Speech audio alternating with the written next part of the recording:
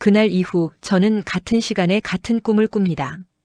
흰 안개, 붉은 단풍, 촛불 뒤로 흔들리는 그림자.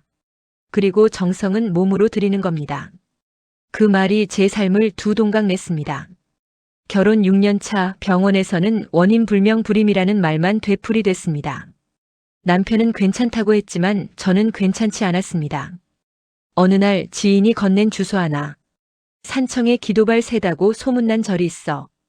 거기 다녀온 사람이 애를 가졌대. 얇디 얇은 희망이라도 놓치고 싶지 않았습니다.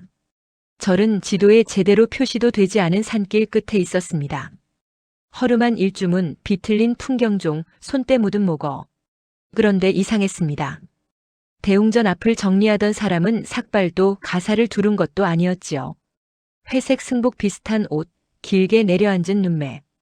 그 남자는 제가 묻기도 전에 말했습니다. 아기 원하시죠? 목이 말라 대답조차 나오지 않았습니다. 그는 미소인지 무표정인지 모를 얼굴로 법당을 가리켰습니다. 마음이 먼저 길을 냅니다. 그날부터 사흘 동안 저는 새벽과 저녁 촛불 앞에 무릎을 꿇었습니다. 그는 제 옆에 서서 경구를 짧게 읊고 향을 갈아주고 때때로 제 등이 굽지 않게 손바닥으로 허리를 떠받쳐 주었습니다. 손가락 끝이 허공에서 머뭇거리다가 살짝 스치는 순간들이 있었습니다. 저는 그 스침을 구원의 예고로 받아들이고 싶었습니다. 셋째 날 밤 무문관 같은 작은 방에서 마지막 기도를 마쳤을 때 바람이 들어와 제 옷고름을 흔들었습니다. 촛불이 미세하게 일렁였고 그의 그림자가 제 그림자와 포개졌습니다. 그리고 그 문장. 정성은 몸으로 들이는 겁니다. 저는 눈을 감았습니다. 무엇을 바라는지, 무엇을 감당해야 하는지, 무엇을 잃을지 충분히 알면서도요. 차가운 바닥과 따뜻한 숨, 향냄새와 나무의 오래된 냄새 사이에서 마음이 무너졌습니다. 그 밤 이후 제 몸 안에서 낯선 조용함이 요동으로 바뀌었습니다. 한 달 뒤 2줄. 남편은 제 손을 잡고 떨었습니다. 저는 울지 못했습니다. 기적이란 단어를 입 밖으로 꺼내지 못한 채 하루하루 배에 그림자를 세웠습니다. 그 남자의 이름을 묻지 않았다는 사실이 그때부터 서서히 무게를 가지기 시작했습니다. 아이의 볼은 잘 익은 복숭아처럼 탱탱했고 웃음은 종소리처럼 맑았습니다. 밤이 깊을수록 제 마음은 더 무거워졌습니다. 저는 매년 같은 날짜에 그 절을 찾았습니다. 향을 사서 초를 세우고 그 남자가 서 있던 자리 가까이에 가서 고개를 숙였습니다. 감사와 두려움이 한몫을 사용했습니다. 8해가 지나 다시 찾은 절은 폐허였습니다. 기왓장이 무너져 쌓인 더미, 탄 흔적이 얼룩처럼 남은 문지방, 초파일 용품이 빛바랜 채 바람을 맞고 있었습니다. 마을 찻집 주인이 말했습니다. 거기 원래 주지 스님 떠난 뒤에 젊은 사람이 들어와 장사처럼 굴었다더라. 잡혀갔지. 스님도 아니고 무슨 영험한 척하면서 여자들만 상대했다던데. 제가 손에 쥔 향이 뚝 부러졌습니다. 소리 없이. 그날 밤 아이가 말했습니다. 엄마, 절에 가본 적 있어? 꿈에서 어떤 아저씨가 절에서 손을 흔들었어. 숨이 멎는 줄 알았습니다. 저는 아이의 머리칼을 쓰다듬으며 아무렇지 않은 척 물었습니다. 그 아저씨가 뭐라고 하던? 그냥 웃었어. 근데 눈이 이상하게 슬펐어. 저는 혼자 절터를 다시 찾았습니다. 밤이었고 달이 구름 뒤에 숨어 있다가 가끔 고개를 내밀었습니다. 부서진 전각 뒤편 작은 선방의 문턱에 앉아 있었을 때 낯익은 발소리가 가까워졌습니다. 손전등 불빛이 한 줄기 찍혀 들어왔고 그 끝에 남자가 있었습니다. 수척해진 얼굴, 여전히 낮은 목소리. 매년 오셨네요. 심장이 줄을 끊고 추락하는 느낌이었습니다. 당신 누구예요?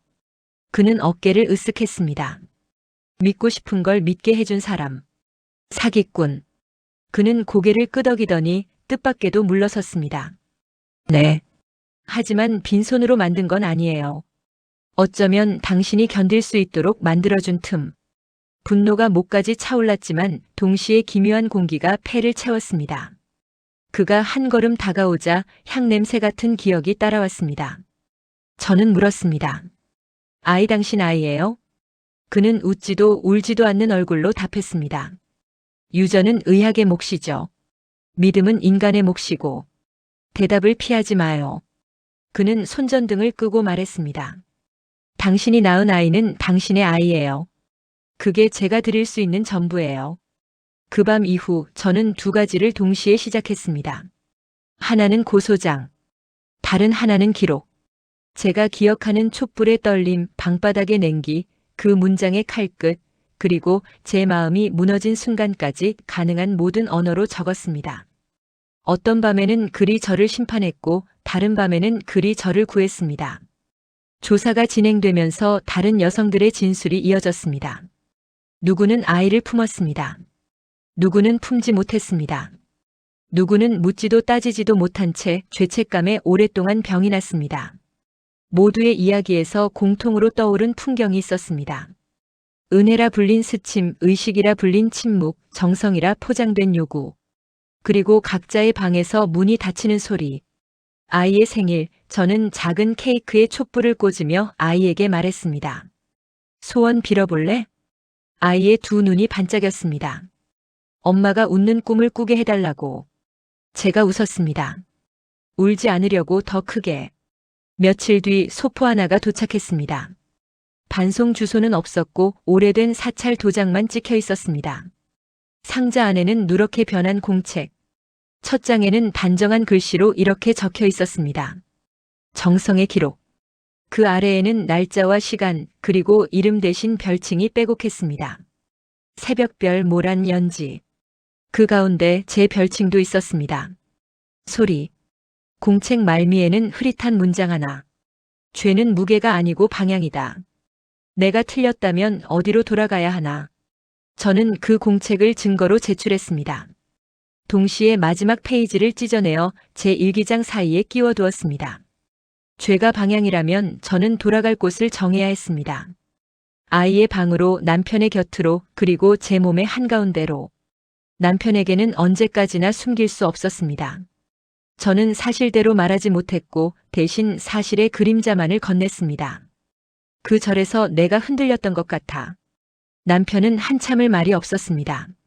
그리고 조심스럽게 물었습니다. 그 흔들림이 우리를 만든 거라면 우리는 어떻게 흔들리지 않을 수 있지? 그날 밤 남편은 거실에서 혼자 오래 앉아 있었습니다. 저는 부엌에서 물이 끓는 소리를 듣다가 아주 조심스럽게 남편의 어깨에 담요를 덮었습니다. 우리가 서로를 용서하는 방식은 늘 이렇게 느렸습니다. 조사관은 제게 정확한 단어를 요구했습니다.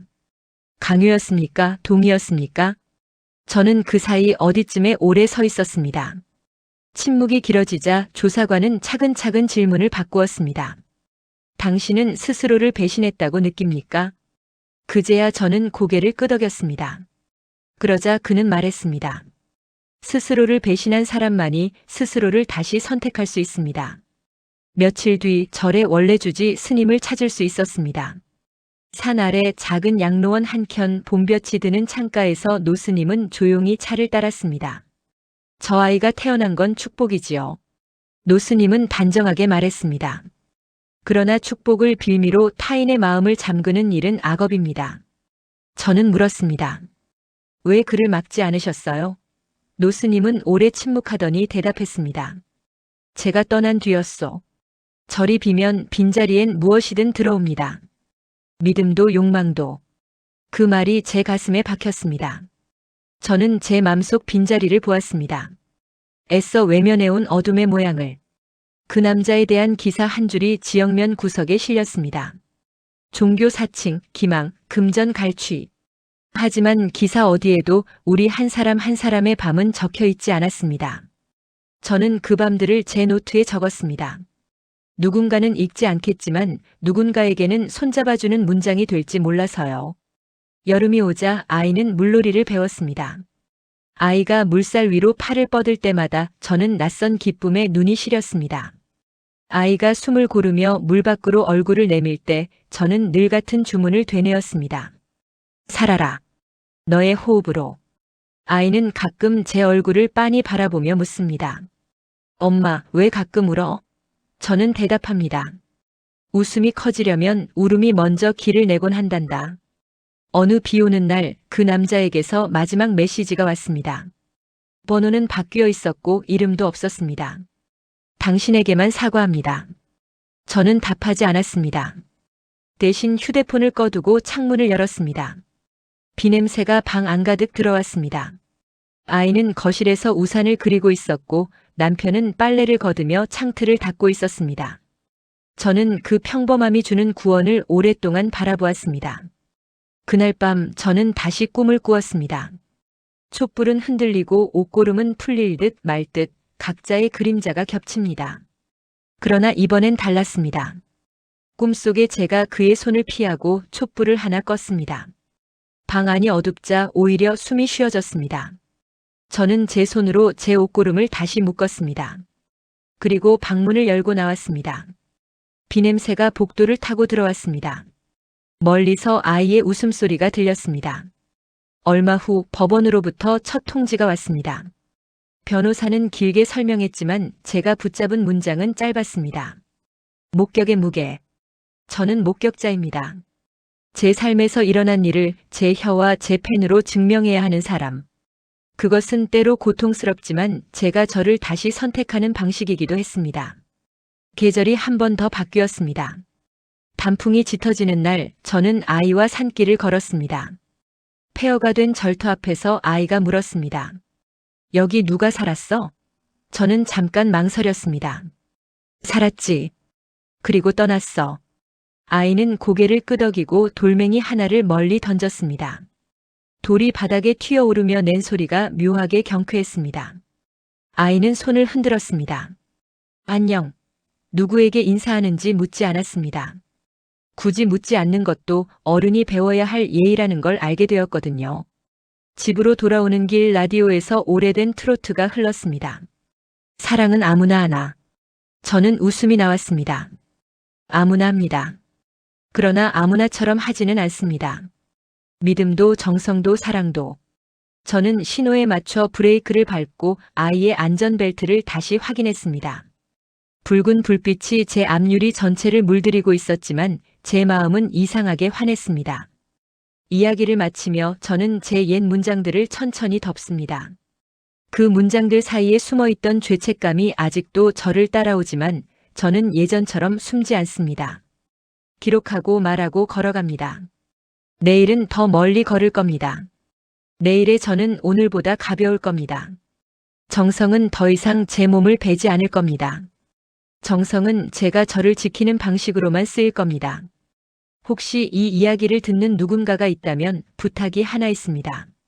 당신이 누구든 무엇을 겪었든 당신은 당신을 다시 선택할 수 있습니다. 믿음이 당신을 다치게 한다면 믿음을 바꾸십시오. 사람을 바꾸고 장소를 바꾸고 문장을 바꾸십시오. 촛불이 흔들릴 때 당신은 촛불을 꺼도 됩니다. 어둠 속에서도 길을 찾을 수 있다는 걸 저는 배웠습니다. 이제 진짜 마지막 장면입니다. 저와 아이는 산길을 내려오고 남편은 차 안에서 우리를 기다립니다. 차 문이 열리고 따뜻한 바람이 새어나옵니다. 아이가 제 손을 놓고 먼저 달려갑니다. 남편이 아이를 안고 빙그르르 돌려줍니다. 저는 천천히 걸어갑니다. 그 순간 제 등에 가만히 내려앉는 무게가 있었습니다. 누군가의 손길이 아니라 제 자신. 오래 떠돌던 제가 제 몸으로 돌아온 것이었습니다.